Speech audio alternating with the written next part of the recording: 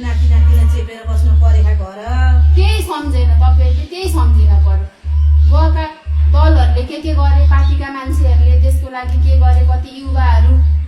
के रे विदेश गएर यस्ता बुढाबुढी आमाहरु यत्रो घर एक्लै बस्न परेका त्यही भएर त्यही कुरा तपाईहरुले सोच्न पर्यो जहिले पनि तिनै पार्टी यही नै हो मेरो यही नै हो भनेर मात्रै बस्न भएन बुझ्नु भयो नि त्यही भएर नयाँलाई चान्स दिन पर्छ अब के रे दिन पर्यो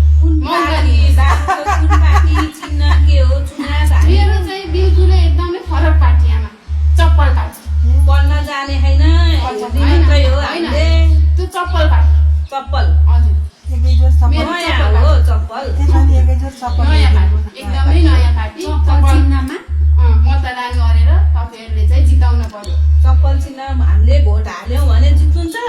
तपाईहरुकै मायाले गर्दाखेरि हामी ठाउँमा पुग्यो भनेदेखि केही गर्न सकिन्छ कि नेपालको मुहार फेर्न सकिन्छ कि अहिले चुनावको मुखमा यसरी घर घरै माग्दै आउनु भएको छ भोलि जितेर माथि पुगेर आफ्नै मात्रै गोजी भर्नु भने त्यो चप्पल के गर्ने हामीले त्यही भएर हाम्रो यो चप्पल पार्टी राख्नुकै चिन्ह चिन्ह राख्नुको उद्देश्य भनेको चाहिँ आमा यही चप्पल पार्टी तपाईहरुले चाहिँ हाम्रो यो चप्पलले सम्झाउन सक्नुभयो झस्काउन चप्पलले हिर्काउन पाइयो झस्काउन तपाईहरुले चाहिँ यो विकास गरेन भनेदेखि यो के बोल्नु पर्छ तपाईहरु मुखमा मात्रै तपाईहरुको यो कुरा सीमित हो कि साँचो बोल्नु भएको कि के हो ती अरु नेताकै जस्तो पाराले ए आमै पनि आइपुग्नु भयो खासमा कुरो के भने अहिले यो चुनावी माहौल त सुन्नु भएको होला के रे हैन त्यसैको लागि चाहिँ हामीले बिल्कुलै नयाँ पार्टी देशको विकासको लागि हैन उहाँ आमा बिचरा छोरा बुहारी बाहिर हुनुहुन्छ बोर्डिङ भर्खरै खाजा पुऱ्याएर आए बाबु भन्नुभयो हजुर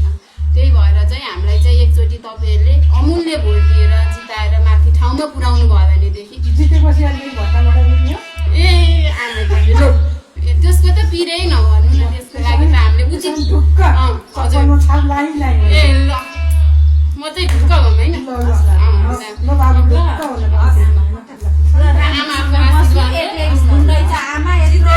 राम्रोसँग विकास गर्नु होला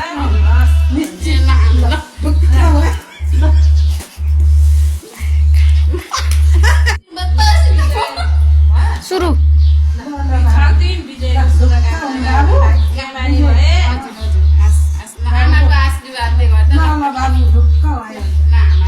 अहिलेको भोट चप्पल चिन्हमा मतदान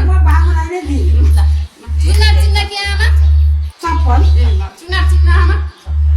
चिन्ह चप्पलको भित्र त्यो गोलो घिरा भित्र भएको चप्पलमा ट्याक्क लाएर मतदान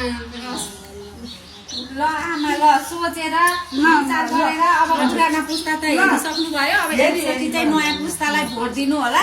ल आमा ल